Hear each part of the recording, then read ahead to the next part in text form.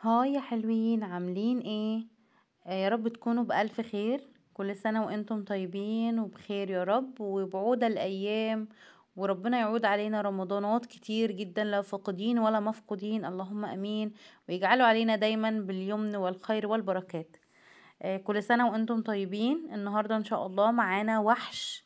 اللهم بارك على الفطار، وكان من ضمن عزومة. الوحش الكبير معانا النهاردة هو ديك رومي، كان بوزن تقريبا حوالي 10 كيلو. كان خطير خطير خطير، اللهم بارك. انا هنا معايا الديك الرومي، طبعا اتنضف كويس جدا واتنقع حوالي 6 ساعات في مية وخل ودقيق وليمون، وسبناه على جنب او في التلاجة لمدة 6 ساعات. وبعد كده نبدأ ان احنا نغسله كويس قوي قوي قوي قوي، نشطفه كويس قوي قوي، لو في اي زيادات تتشال، ريش اي حاجة، نحاول نشيل الجلد الزيادة على قد ما نقدر. ونبدأ ان احنا نجهز له الخلطة او التتبيلة اللي احنا هنتبله بيه، وهيبات في التلاجة لمدة ليلة كاملة. التتبيلة دي عبارة عن بصلاية كبيرة، معلقة صغيرة من الفلفل الأسود، معلقة صغيرة من التوم البودر، معلقة صغيرة من البصل البودر، معلقة صغيرة من التوابل الفراخ، معلقة من البهارات اللي هو ال7 بهارات، معلقة من المرقة الفورية، معلقة من معلقتين كبار من الخل، ومعلقتين كبار من الزيت، و 3 فصوص ولا حاجة مثلا من الثوم. وكل ده يتضرب مع البصل ضرب مبرح. طبعا التوابل دي انتي براحتك فيها خالص، اللي تحبيه واللي تفضليه تحطيه، واللي موجود عندك برضو خلاص. وبرضو رشة من الحبهان والجنز، الحبهان وورق اللورا المطحونين على بعض. خلاص كده، كل ده هنعمل بيه ميكس حلو قوي قوي قوي للديك الرومي من كل مكان، ومن جوه ومن بره.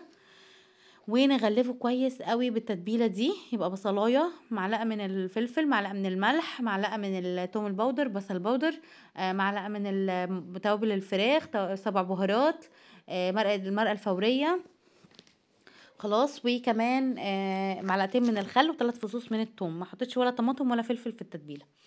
انا هنا حبيت ان ما كنتش حابه ان انا اعمل فتحات، ولكن علشان انا عايزه التتبيله تتغلغل قوي في الصدر، لان اللهم بارك كان حجمه كبير قوي. فحبيت ان انا اعمل فتحات كتير كده في كل الديك، بحيث ان التتبيله توصل لكل حاجه، وكل اللحمه تبقى متبله، ووصل لها كل التتبيله بشكل حلو قوي يعني. فبدات ان انا افتح في كل مكان في الديك، في الورك وفي الصدر وفي كله، من الظهر كمان وفي كل حته. تمام. وهبدا ان انا ادخل في الفتحات دي تتبيله برضو من اللي احنا عاملينها الجميله دي.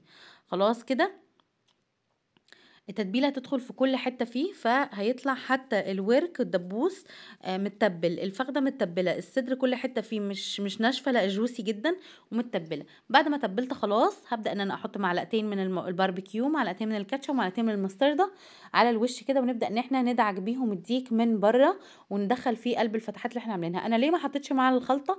علشان انا عايزه كل نكهه تبقى قايمه بذاتها ولوحدها كده، مش عايزه يبقى في ميكس يعني ما بين كل الحاجات اللي احنا حطيناها مع التوابل، فتروح بعض الأطعم يعني. فخلاص كده عملنا مساج حلو قوي قوي ومحترم للديك. انا هنا الديك الرومي مش هحطه في الفرن ولا اي حاجة. انا هعمله بطريقة تسوية جديدة خالص. جبت حلة كبيرة وحطيت فيها شوية مية، وحطيت في المية دي فلفل اسود وملح وشوية من بهارات الفراخ وال7 بهارات والحبهان واللورا المطحونين، وكمان طماطمتين وبصلتين وفلفلاية، وكل دول على النار. ونزلت بالديك، اللهم بارك، عمل شوربة خطيرة. الشوربة دي تنفعك في الملوخية، تنفعك في المحاشي، تنفعك في اي حاجة ممكن تضيفي لأي طبيخ يعني. خطيرة خطيرة ودسمة جدا، اللهم بارك. خلاص كده، فانا النهارده هسويه على الفرن، مش هسويه في البوتاجاز او في يعني على البوتاجاز قصدي، مش هسويه في الفرن، لان انا جربت مره قبل كده في الفرن بورق حراري، وسايبه لكم الفيديو في صندوق في يعني الفيديو موجود، وهسيبه لكم في صندوق الوصف يعني ان شاء الله. فقلت اغير طريقتي يعني في التسويه، بحيث ان انا اوريكم كذا طريقه للديك الرومي. وده ما شاء الله اللهم بارك كان بوزن كبير، حوالي 10 كيلو.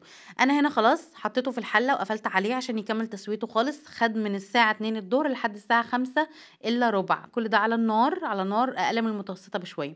هنا حضرت بقى خلطه اللي انا هعمل بيها الوش قبل ما يدخل الفرن. حطيت معلقه مستردة، معلقه كاتشب، معلقه من التكساس صوص، ومعلقه من الفلفل الاسود والملح، ومعلقتين كبار مليانين من الزيت، ومعلقتين من الخل. التوابل دي كده مع بعضها هنعمل لها ميكس حلو قوي. نمكس كل ده. عايزه وحطيت كمان يعني نص معلقه كده من الحبهان او الهيل مع اللورا المطحونين. خلاص علشان برضو يديله نكهة حلوة قوي من بره. وعلى فكرة صوص التكساس خطير في التتبيلات وخطير على الحاجات اللي بتتحط في الفرن يعني تاخد لون. حطيت كمان معلقة من الصلصة الجاهزة او اللي عندك عادي، وكل ده ميكس مع بعضه هيديني لون في الاخر خطير على الديك الرومي يا جماعة لما بيدخل في الفرن عشان ياخد اللون. خلاص كده. فانا بقول لكم ده طريقة تسوية جديدة للديك بحيث ان هو يكون مختلف عن طريقة الفرن والكيس الحراري، لان احنا عملناها قبل كده فحبيت اوريكم فكرة جديدة. انا هنا طبعا مش بقلب الديك كتير ابدا ابدا، الديك بيتقلب مرتين ثلاثة فقط علشان ما يتهريش مني، لان انا بحب ان الديك يفضل او ياخد كل يعني حتة فيه تستوي وتبقى دايبة. انا عايزه اما اقسم الورك كده يطلع الدبوس معايا لوحده والفخده لوحدها. تمام. فانا بحبه دايب قوي كده، ولكن انا لو سويته وقعدت اقلب فيه كتير هيتهري مني ومش هيطلع كامل على بعضه، وانا طبعا مش عايزه ده، لان ده في عزومه وعايزه بقى منظر الديك يكون كامل على بعضه وشكله شيك.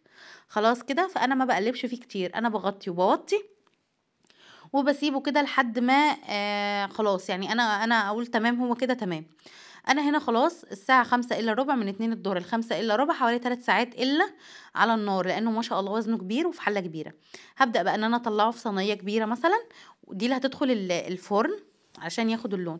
بحط له الخلطة الخطيرة اللي احنا عملناها اللي هي مستردة، كاتشب، تكساس صوص، ملح وفلفل وحبهان على لورا مطحونين وزيت ومعلقتين من الخل. خلاص هندهن بيها الوش دهنة حلوة جدا، هندخل في كل الفتحات اللي احنا عملناها بحيث انه يعني عايزين التتبيلة الخطيرة دي تدخل لكل حتة في اللحمة بتاعته علشان ما يبقاش فيه اي طعم يكون دراي او طعم ما فيهوش تتبيل، وفي نفس الوقت مش بنضيع نكهته ابدا ابدا. يعني احنا بس بنسويه تسويه محترمه، يكون دايب معانا، يكون التتبيله واصله معانا لكل حته، نحس بطعم الفراخ على اصولها خلاص، او الديك الرومي يعني على اصوله. مش هتحسي فيه ابدا ابدا ابدا بطريقتي دي اي زفاره، مش هتحسي فيه ان هو ناشف او دراي جدا، لا الصدر هيبقى زيه زي الورك كله. اللهم بارك خطير، لان السلق في الميه عامه بيدي للحاجة طراوة، على عكس ما هتعمليها مثلا في الفرن ممكن ينشف منك شوية.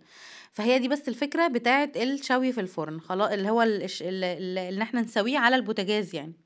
خلاص. وكطريقة جديدة برضو خدت معانا وقت مش كتير، لو في الفرن كان ياخد وقت اكتر من كده بكتير. وبكده حبايب قلبي يكون خلص معانا الديك الرومي بطل العزومات، وعملنا معاه رز مكسيكي اللي هو تحتيه ده. رز مكسيكي كان في منتهى الطعامة والجمال، هوريكم ان شاء الله طريقته عاملة ازاي. وده كده شكل النهائي او الفاينل لوك بتاعت الديك بتاعنا.